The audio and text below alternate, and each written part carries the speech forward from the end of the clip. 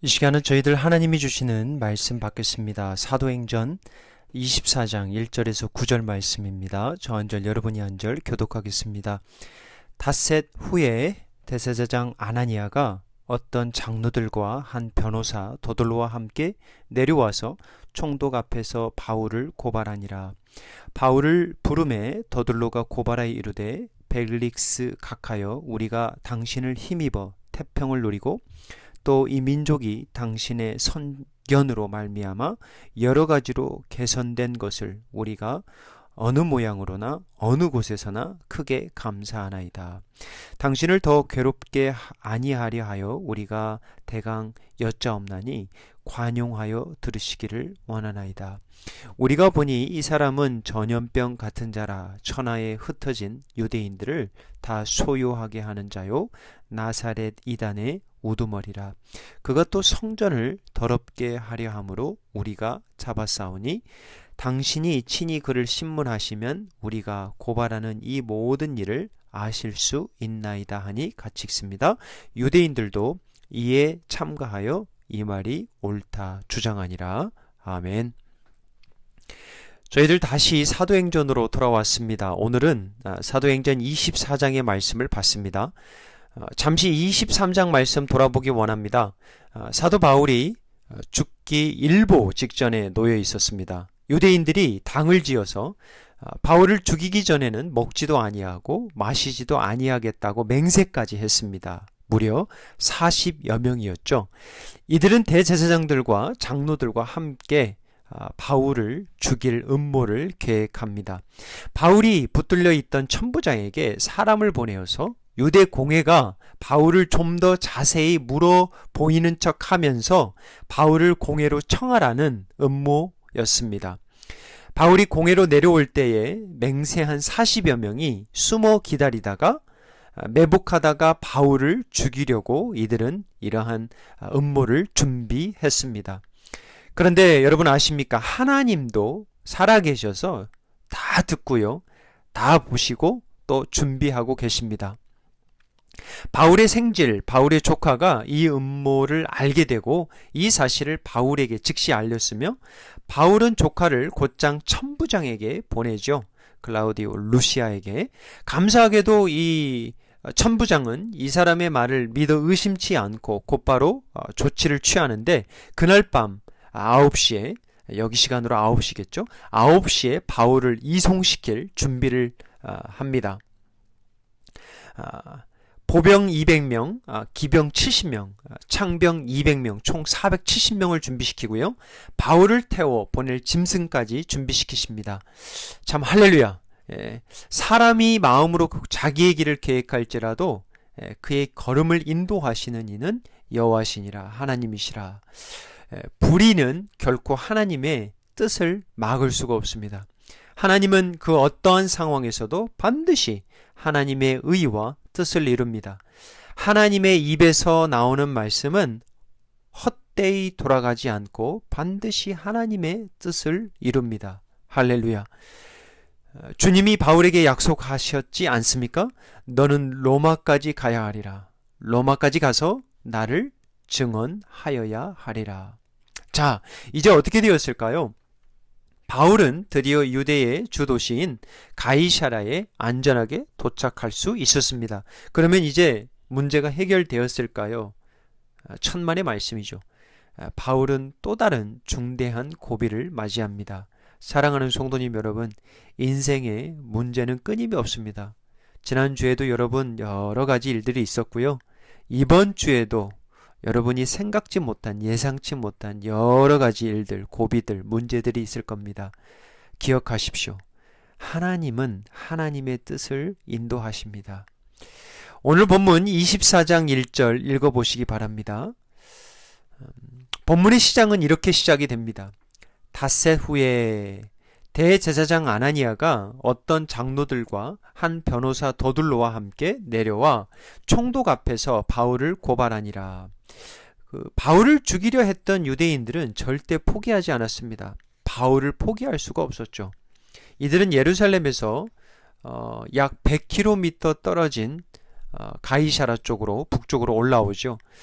그 목적은 하나였습니다. 결국은 바울을 없애겠다는 의지죠.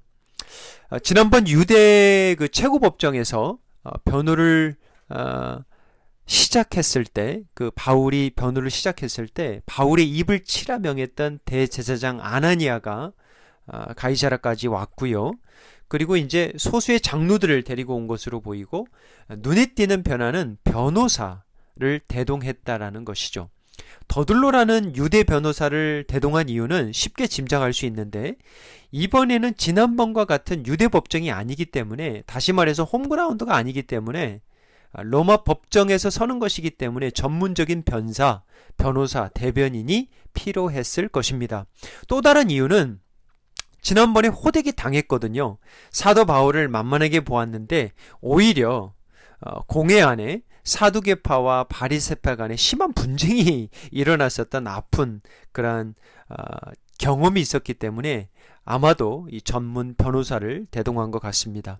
이번에야말로 그 바울에게 휘둘리지 않겠다는 의지로 전문적인 변사를 데리고 함께 온 것으로 보입니다. 변호사 더둘로는 총독 벨릭스에게 그 아부와 같은 사실 말을 하죠. 뭐 당신의 힘입어 태평을 누리고 이 민족이 당신의 선견으로 말미암아 여러 가지로 개선됐다. 이런 것들은 사실은 다 아부죠. 그들 간에 사실은 관계가 좋지 않았었거든요. 네, 이런 것들은 이제 그 총독 벨릭스의 마음을 좀 풀기 위해서 그 영혼 없는 말을 하는 거죠. 그리고 나서 이제 바울을 고발하는지에 대해서 이유를 일목요연하게 진술하기 시작합니다. 먼저 5절이죠. 우리가 보니 이 사람은 전염병 같은 자라, 천하에 흩어진 유대인을 다 소요하게 하는 자요, 나사렛 이단의 우두머리라. 첫 번째 그 바울을 고발하는 이유가 여기 나와 있는데요. 사도 바울은 한마디로 대단히 위험한 인물이라는 것이죠.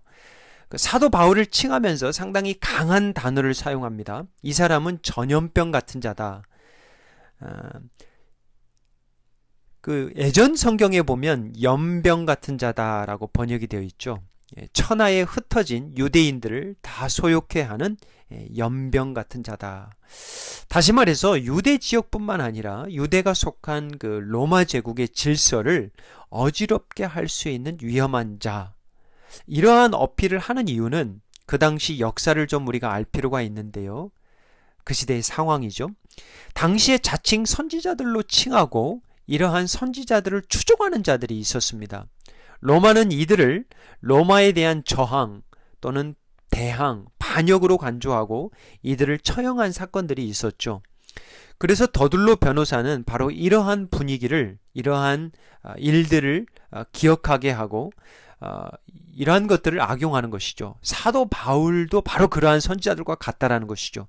유대인들을 소욕해 하고 사람들을 못 쓸 병에 걸리도록 전염시킬 만한 비유적인 거지만 위험한 자이기 때문에 그 자를 처형해야 한다라는 이러한 의도가 있는 것입니다.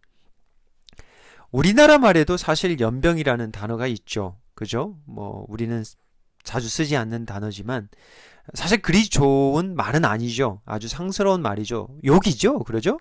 연병할 연병에다가 뒷단어들을 다 쓰면 욕이 되는 것이죠. 당시 그 로마 시대에도 어떤 사람을 가리켜 연병 같은 자라고 부르는 것은 대단히 저속한 단어죠.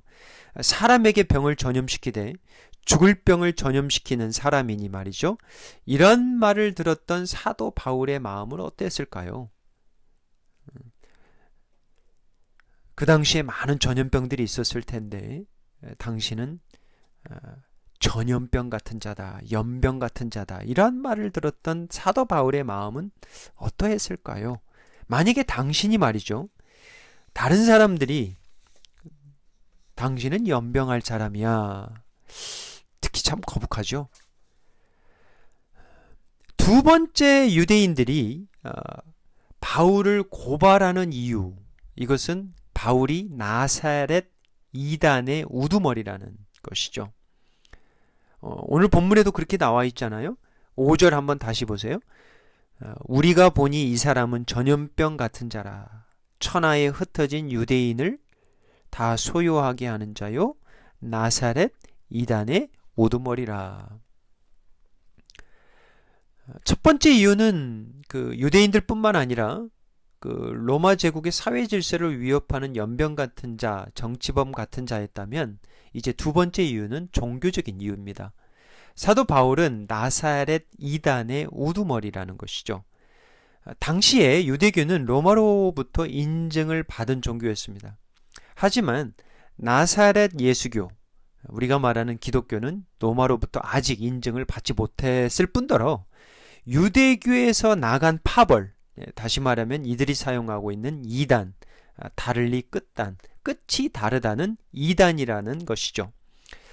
그런데 여기서 이제 왜 바울을 고발하는 이들이 나사렛을 강조했을까라는 것이죠. 나사렛. 아시다시피 예수님이 자랐던 동네고요. 갈릴리 지역에. 예수님은 유대 지역의 베들레헴에서 태어나셨지만 성장은 나사렛에서 시작을 했잖아요. 여러분 기억하십니까? 예수님이 유대교 지도자들로부터 핍박받은 이유 중에 하나가 그 나사렛 출신이었기 때문이었죠. 나사렛에서는 그 어떠한 선한 것이 나올 수 없다는 어떠한 지역주의, 그리고 목수의 아들로는 그들의 구원자가 될 수 없다는 편견과 교만 때문이었죠. 지금 유대인 종교 지도자들이 기독교를 이단이라고 간주하고 있죠. 그런데 이제 저도 기독교 이단과 종교를 가르치고 또 저도 배우고 책들을 보고 하는데, 사실은 여러분들 혼돈하시지 말아야 될 것은 지금의 유대교를 말하죠. 구약 시대를 말하는 게 아니라 지금의 유대교는 이단입니다. 많은 성도들이 헷갈리면서 혼돈하시는데, 왜냐하면 이제 이스라엘 사람들이라고 하니까 하나님들의 사람이다 이렇게 생각하시는 분이 있는데 혼돈해서는 안 됩니다. 지금의 유대교는 사실 이제 구약만 가지고 있을 뿐만 아니라 이제 2세기, 3세기, 4세기 접어들면서 이게 랍비 스타일로 가면서 이제 종교가 돼버리는 거죠. 사람이 만들어 버리는 종교가 돼버린 것이죠. 신약이 없을 뿐더러. 그래서 이제 우리가 보통 이단책에 보면 유대교가 들어가 있죠. 자, 여기서 이제 중요한 포인트가 있는 건 뭐냐면, 우리가 그들을 사랑하고 그들이 하나님 앞에 돌아와야 될 분들은 맞습니다. 하지만 이들이 절대 하나님의 사람들은 아니죠. 죄인들이죠. 사도 바울이 이렇게 유대인으로서 이렇게 이야기를 하죠. 로마서 3장 9절에서 10절 한번 보시면, 로마서 3장 9절에서 10절 한번 보세요. 유대인으로서 사도 바울이 이렇게 하나님의 말씀을 선포합니다. 그러면 어떠하냐? 우리는 나으냐? 결코 아니라. 유대인이 나은 게 아니라는 거죠. 크리스찬이 나은 것이 그런 게 아니라는 거죠. 우리는 다 뭐예요? 유대인이나 헬라인이나 다 죄 아래 있다. 우리가 이미 선언하였느니라. 기록된 바 의인은 없나니 하나도 없다. 요거예요. 요거를 꼭 잊지 마십시오. 의인은 없는 거예요. 사도 바울은 자신의 동족을 참 죽도록 사랑하지만 그들이 돌아와야 될 자들이지만 이들이 따로 하나님의 사람이라고, 이들이 의인들이라고 절대 말하지 않습니다. 철저하게 이방인과 동일한 죄인이라 불렀습니다. 그들도 구원받아야 될 죄인이라는 것이죠. 어느 누구도 구원은 저절로, 조상 대대로, 전통으로 내려오는 것이 아닙니다. 구원은 내려가는 게 아니에요. 거듭나야 되죠. 사도 요한은 하나님의 자녀들을 누구라고 정확하게 선을 긋냐면요. 여러분이 잘 아시는 요한복음 1장 12절을 보십시오. 영접하는 자, 곧 그 이름을 믿는 자들에게는 하나님의 자녀가 되는 권세를 주셨으니 이는 혈통으로나 육적으로나 사람의 뜻으로 나지 아니하고 오직 하나님께로부터 난 자들이니라. 누가 하나님의 자녀들이라고 말하죠? 누가 하나님의 백성이죠? 하나님으로부터 난 자들이어야 하는데 결국 그 이름을 믿는 자들, 누구예요? 예수 그리스도를 믿는 자들을 말하죠. 그래서 성령 하나님으로 위로부터 거듭난 자들을 말하죠. 하나님의 백성은 혈통으로부터 오는 것이 아니라 육적으로부터 오는 것이 아니라, 그죠? 사도 요한이 뭐라고 그랬습니까? 하나님의 자녀가 될 수 있는 것은 혈통으로나 육적으로나 사람의 뜻으로 나지 아니한다. 오직 하나님께로부터 난 자들, 거듭난 자를 이야기하겠죠. 이해되시죠? 누가 이단입니까? 누가 진리예요? 혈통으로 가리는 게 아닙니다. 저 사람은 핏줄이, 저 사람은 태생이, 저 사람은 민족이, 이게 아니라는 거죠. 절대 혼돈하시면 안 됩니다. 오직 예수를 믿느냐, 믿지 않느냐라는 것으로 갈리는 거죠. 그런 면에서 사도신경의 신조가 굉장히 중요한데, 이단과 진리를 판단하는 기준이 뭐 여러 가지가 있겠지만 사도신경이 가장 우선적이라고 저는 봅니다. 왜냐하면 성삼위 하나님을 이야기하고요, 성부, 성자, 성령, 성육신 하신 예수님, 다시 말해서 예수 그리스도의 동정녀 탄생, 죄가 없으신, 그리고 예수님의 죽으심과 부활하심, 완전하신 하나님, 완전하신 인간, 그리고 예수님의 다스리심, 속죄하심, 그리고 다시 오심, 심판하심, 이런 것들이 이제 사도신경에 있죠. 이런 것들에 이제 벗어나면 우리가 이단이 되는 거죠. 그런데 지금 사도 바울이 바로 나사렛 이단의 우두머리라는 억울한 누명을 받고 있습니다. 사도 바울의 마음은 어떠했을까요? 사실 사도 바울도 저들의 자리에 있었기 때문에 저들을 미워하기보다는 불쌍히 여기는 궁휼한 마음이 있었을 겁니다. 동족을 사랑하는 마음이 어느 누구보다도 더 컸을 거예요. 저는 그런 생각이 자주 들더라고요. 왜 많은 인종이 있을까? 여러 인종들이 있잖아요. 자신의 인종을 좀 더 사랑하고 자신의 인종과 좀 더 소통하고 좀 사랑하면 어떨까? 다른 인종의 사람들도 전도하고 선교하는 것도 참 귀합니다. 그죠? 우리나라도 그렇게 시작이 됐고, 하지만 사도 바울이 동족에 대한 사랑이 그렇게 컸던 것처럼 우리들도 우리 시대에 우리의 이웃인 우리들의 동족, 한인들, 이런 동포들, 이러한 동족들을 먼저 사랑하고 품는 것이 그게 더 우선순위가 아닌가, 그런 생각이 들어요. 우리가 한인교회가 세워집니다. 물론 다문화기 때문에 다른 많은 인종들을 우리가 섬기는 것 굉장히 중요하죠. 하지만 우리가 한인교회로서 한인들을 먼저 잘 섬기고 또 나가는 거죠. 유대인들이 사도 바울을 고발한 세 번째 이유는 성전 모독죄였습니다. 6절이죠. 6절입니다. 그가 또 성전을 더럽게 하려 함으로 우리가 잡아싸우니, 바로 요점이에요. 예수님이 핍박받고 죽음의 지경에 몰리게 되었던 이유이기도 하죠. 성전 모독죄. 그런데 사실 예수님도 바울도 성전을 절대 더럽히지 않았죠. 모독하지도 않았습니다. 다른 것이 있다면 예수님의 말씀인데, 이게 이제 본질인데, 무엇이 우리를 깨끗게 하고 무엇이 우리를 더럽게 하는가, 그죠? 성전, 건물, 이런 것들을 더럽게 했다, 이렇게 하는데, 예수님의 말씀을 한번 우리의 삶에 적용했으면 좋겠습니다. 마태복음 15장 18절에서 한번 보면 20절까지 이렇게 나와 있죠. 우리 한번 같이 읽겠습니다. 입에서 나오는 것들은 마음에서 나오나니 이것이야말로 사람을 더럽게 하느니라. 마음에서 나오는 것과 악한 생각과 살인과 간음과 음란과 도둑질과 거짓 증언과 비방이니 이런 것들이 사람을 더럽게 하는 것이요, 씻지 않는 손으로 먹는 것은 사람을 더럽게 하지 못하느니라. 왜 당신의 제자들은 손 씻지 않고 저렇게 음식을 먹냐고, 저런 것들이 더럽게 하지 않냐고, 이러한 이제 질문을 받았을 때 예수님께서 이런 말씀을 해주신 거죠. 예수님의 가르침의 핵심은 무엇입니까? 무엇이 우리를 더럽게 하느냐라는 것이죠.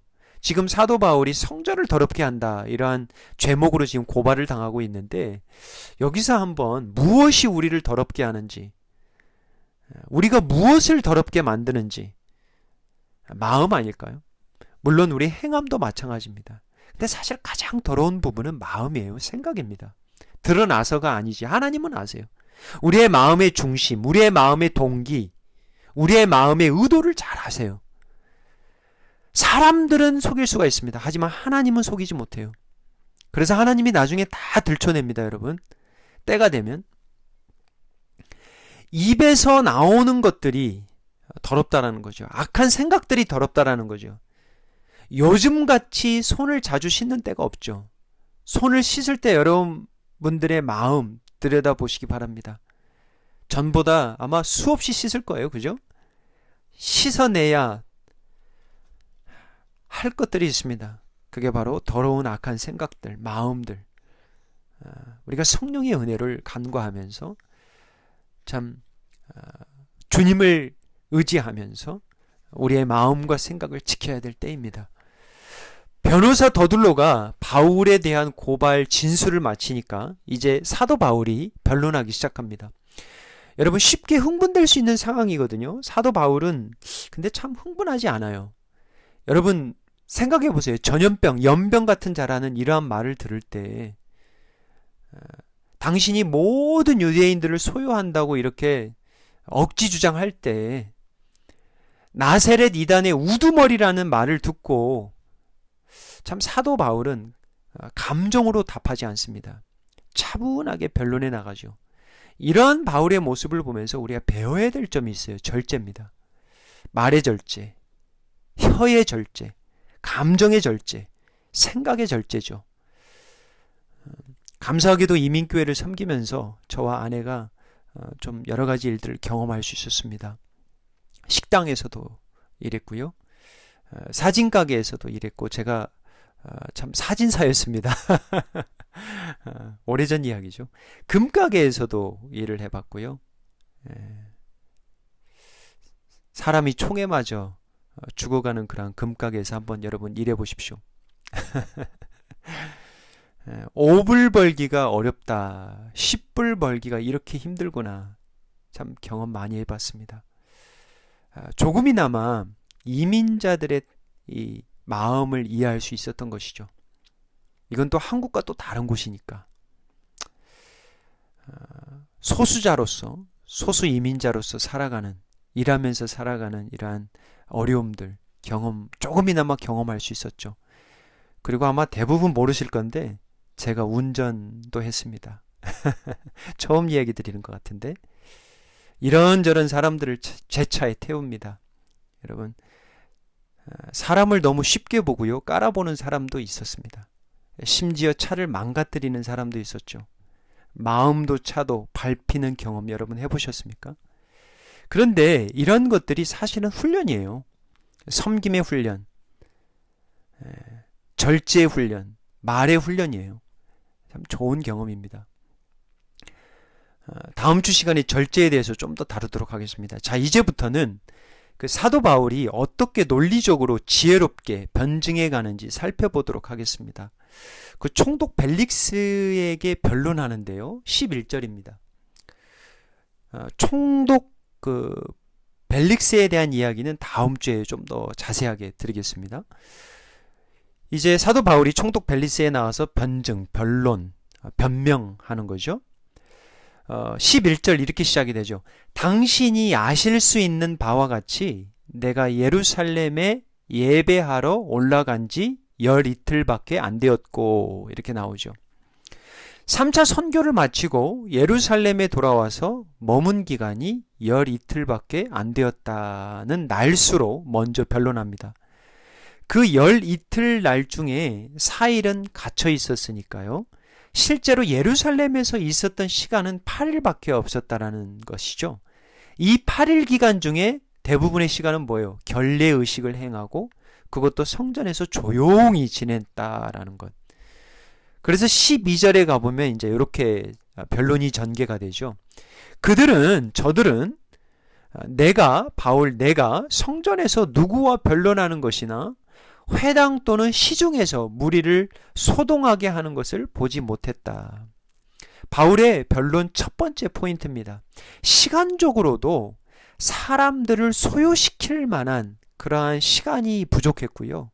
그리고 그런 사람들을 만날 수도 없었고 성전에서 내가 누구와 논쟁하거나 회당 또는 시내에서 무리를 소동하는 것을 본 사람이 단 한 사람도 없다는 거예요.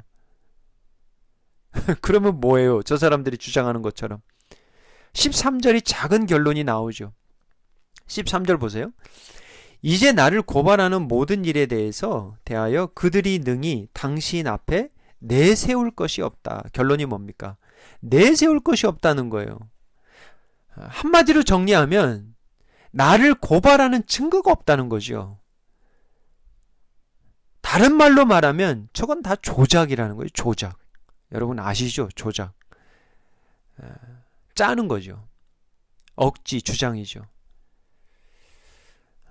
나는 어떠한 소요도 소동도 일으키지 않았는데 나는 저들이 조작하는 것처럼 전염병과 같은 위험한 자가 아니라는 것이죠. 자, 14절인데요. 이제 바울은 나사렛 이단의 우두머리라는 누명에 대해서도 변론하기 시작합니다. 14절 보세요.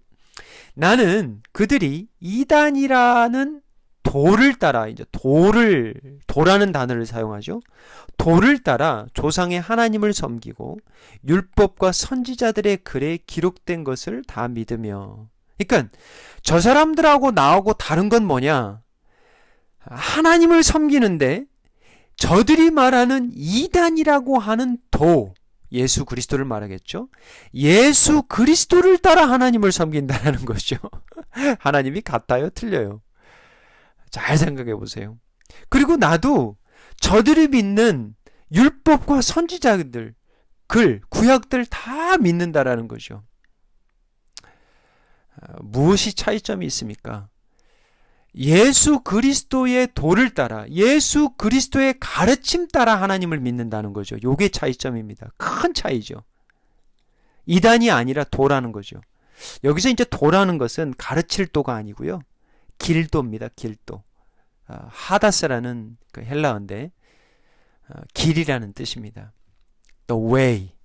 그 많은 길들 중에 한 길이 아니라, 하나의 길이 아니라 하나님으로 갈 수 있는 많은 길들 중에 하나의 길이 아니라 그 길이라는 거예요. 오직 그 길, 오직 한 길. 나사렛 예수님은 이단이 아니라 오직 진리의 도, 길이라는 거죠. 예수님이 제자들에게 말씀하셨습니다. 천명하셨어요. 선포하셨습니다. 요한복음 14장 6절 예수님이 이르시되 내가 곧 길이요 하다스 진리요 생명이니 나로 말미암지 않고는 아버지께로 올 자가 없느니라. 예수님이 천명하신 거예요. 예수님을 말미암지 않고 나를 통하지 않고는 하나님 아버지께 나올 수 없다라는 거죠. 지난번에 한번 제가 강조했는데 영어로 보면 No one is able to come to the Father.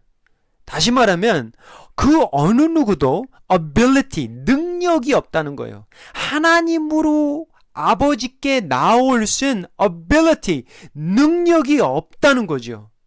누구를 말미암지 않고서는? 예수를 말미암지 않고서는. 이게 복음입니다. 이게 저와 저 사람들과의 다른 점이라는 거죠.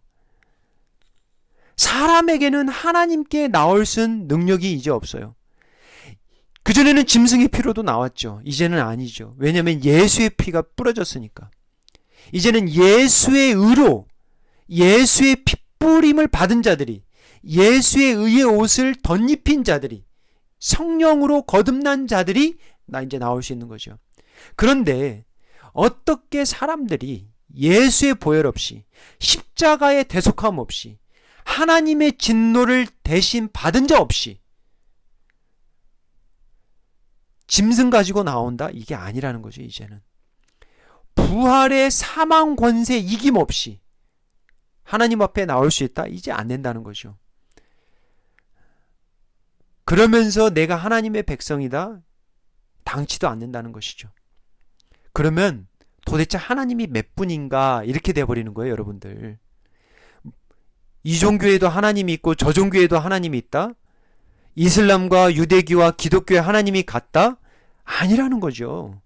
오직 길 대신, 진리 대신, 생명 대신 예수를 통하여 하나님 앞에 나올 수 있다. 이게 예수님이 말씀한 건데 어떻게 하나님이 같아요? 십자가가 없는데, 대속함이 없는데. 사도 바울에게 있어서는 예수님이 오직 한 길, 하나님 앞에 나아갈 수 있는 오직 살 길입니다. 자, 사도 바울은 계속해서 변론합니다. 15절입니다. 15절. 그들이 기다리는 바 하나님께 향한 소망을 나도 가졌으니 곧 의인과 악인의 부활이 있으리라 함이니라. 이런 말씀도 참 깊게 우리가 한번 생각해 볼 필요가 있습니다. 너희들이 기다리는 바 하나님께 향한 소망을 나도 가졌다.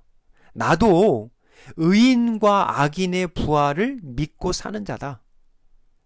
바리새인들은 뭐예요? 부활을 믿었잖아요. 사두개파는 믿지 않았지만. 자, 여기서 이제 적용해 보아야 될 것. 사도 바울의 신앙 중에 하나는 부활 신앙입니다. 부활의 소망을 가지고 살았습니다. 요게 참 중요한 거 우리가 살면서 알잖아요. 요즘 팬데믹 시대인데 우리가 언제 떠날지 모르거든요. 우리가 두려워하지 않을 것들이 있죠. 두렵지만 이게 이제 죽음이죠, 사실은. 그런데 사도 바울에게 있어서는 뭐 조금 억울해도, 좀 누가 자기를 좀 짓밟아도, 좀 마음을 좀 망가뜨려도 이게 털고 일어날 수 있었던 게 뭐냐면 하나님이 아신다는 거, 그리고 부활한다는 것, 요거예요. 그리고 또 한 가지 적용 포인트는 부활은 의인에게만 있는 것이 아닙니다. 악인에게도 부활하여 살아가는 이러한 하나님의 섭리가 있습니다. 여러분 처음 하셨어요? 의인만 부활해서 영원히 사는 것 같죠? 아닙니다. 악인도 부활합니다, 여러분. 죽었으되 죽지 않고 영원히 살아갑니다. 야, 이게 참 얼마나 끔찍합니까, 여러분? 그런데 바울이 전하는 메시지에는 뼈가 있습니다. 악인을 이야기하고 있거든요. 의인을 이야기하고 있거든요. 누가 의인이고 누가 악인이에요? 누가 전염병 같은 자예요? 누가 이단의 우두머리예요? 잘 생각해 보세요. 이걸 뒤집어 이야기하면 뼈 있는 말씀입니다, 여러분.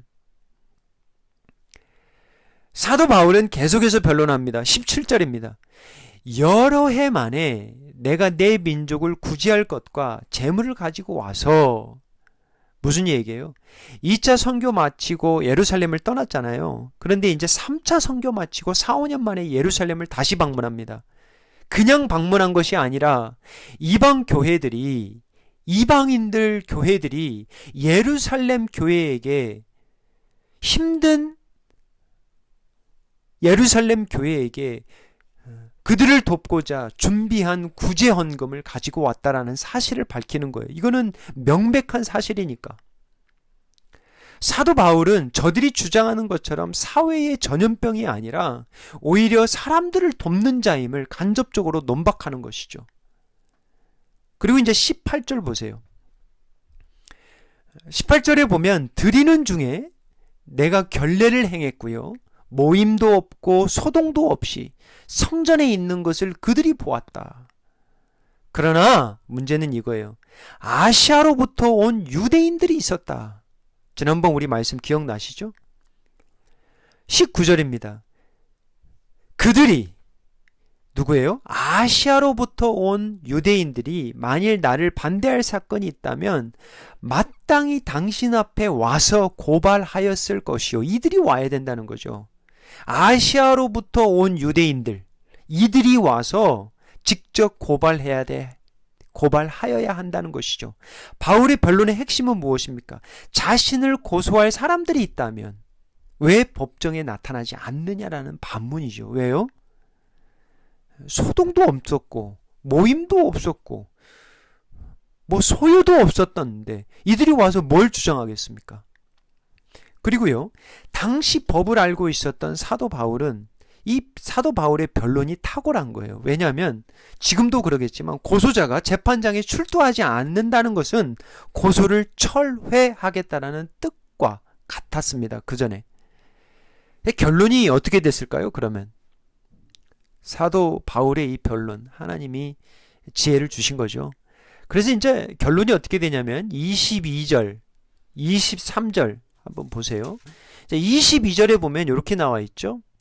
벨릭스가 이 도에 그 관한 것을 더 자세히 아는 고로 연기하여 이르되 천부장 루시아가 내려오거든 너희 일을 처결하리라 하고, 벨릭스에 대해서는 다음 주에 좀 가정 이야기를 좀 해야 되는데, 아무튼 결론은 뭐냐면 연기합니다. 잠정 결론을 내리죠. 그 천부장 루시아가 내려올 때까지 일을 처리하겠다. 그리고 이제 23절에 보면 이렇게 나오죠. 백부장에게 명해서 그 바울을 지키되 자유를 주고 그의 친구들이 그를 돌보아 주는 것을 금하지 말라. 자, 여기까지가 이제 오늘 본문 말씀입니다. 말씀을 맺으면서 두 가지만 좀 기억하기 원합니다. 첫 번째는 바울을 통해서 알 수 있는 하나의 사실이 뭐냐면 삶이 선교였습니다. 다시 말하면 선교지에서도 법정에서도 감옥에서도 어느 곳에 가든지 삶이 선교였다라는 거 굉장히 도전이 되죠. 제가 예전에 한번 이 얘기를 드렸는데, 교회의 그 사실 그릇된 가르침 중에 하나가 교회와 선교를 분리시켰어요. 그래서 성도들 안에 선교하면 뭘 생각나냐면 다른 나라, 외국, 이거를 자꾸 생각하는 거예요. 이게 사실 그릇된 가르침입니다. 선교와 전도도 분리시켜버린 거예요. 교회 따로, 선교 따로, 전도 따로 이렇게 만들어버린 거죠. 근데 사실은 교회의 공동체는 선교 공동체죠. 선교 공동체. 생명 구원의 사명을 가지고 살아가는 선교적 공동체라는 것이죠. 그래서 선교는 멀리 가야만 선교가 아닙니다. 그것도 선교죠. 머나먼 나라로 가야만 선교가 아니에요. 바로 가정에서부터, 이웃에서부터 시작하는 거예요. 우리는 미국에서 부름을 받고 살아갑니다. 천하 만민이 사는 미국입니다. 여러분 영어 하시잖아요. 한인들 있잖아요. 스페니쉬까지 하시는 분들 있잖아요. 복음 전하시는 분들 참 있습니다. 전단지까지 가지고 다니시는 성도들이 있어요. 참 귀해요. 그런데 이러한 선교의 마음이 있는 분들 가운데서도 살아가면서 주위에서 단 한 명도 복음을 전해본 적이 없다? 참 생각해 볼 필요가 있다는 거죠. 무엇이 선교인가? 무엇이 선교의 부르심인가? 교회 따로 선교 따로가 아니에요. 선교의 본질은 예수님입니다. 예수님이 이 땅에 보내심을 받았잖아요. 아버지가 보내시고 예수를 보내시고 보내임을 받고 또 성령을 보내시고 성삼위 하나님의 선교의 모델이 되는 거죠. 성육신 자체가 선교예요. 그래서 교회는 선교입니다. 그러니까 우리의 삶이 누구를 만나도 저 성도를 어떻게, 저 사람을 어떻게 기도하자. 이게 선교지, 꼭 선교지 가야만 선교가 아니에요. 이게 교회의 잘못된 가르침이었습니다. 또 하나는 마지막으로 생각해 봐야 될 것은 전염병과 같은 자라는 것이요. 나는 무엇을 전염시키는 자인가 돌아보았으면 좋겠습니다. 사람들에게 소망을 주고 사는가? 신앙은 삶이잖아요.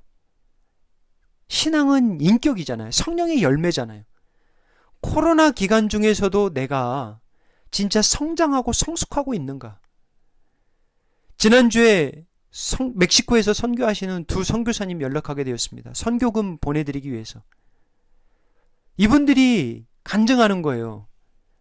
전과 같이 교회에서 만나지도 못하는데, 더군다나 개척된 지 얼마 되지 못한 교회가 이제 교회 건물이 닫혀 있는데, 이들이 특별히 고창환 선교사님 그런 얘기 하시더라고요. 새 은혜를 맛보고 살아갑니다. 새 은혜가 있습니다.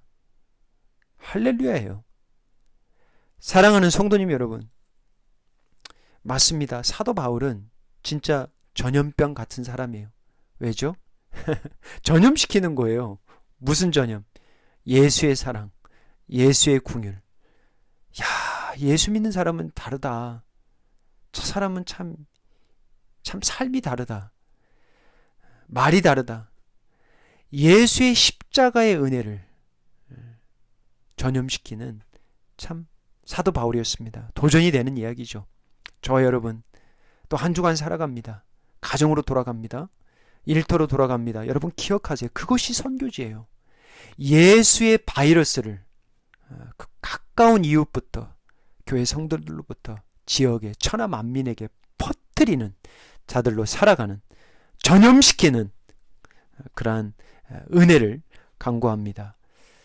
기도하겠습니다. 아버지 하나님, 우리의 삶이 선교적인 삶으로 변화될 수 있기를 간구합니다.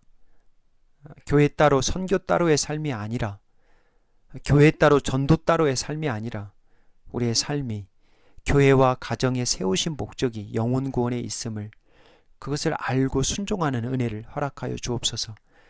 사람을 죽이는 전염병이 아니라 사람을 살리는 은혜의 바이러스의 삶으로 축복하여 주옵소서. 예수님의 이름으로 기도하옵나이다. 아멘.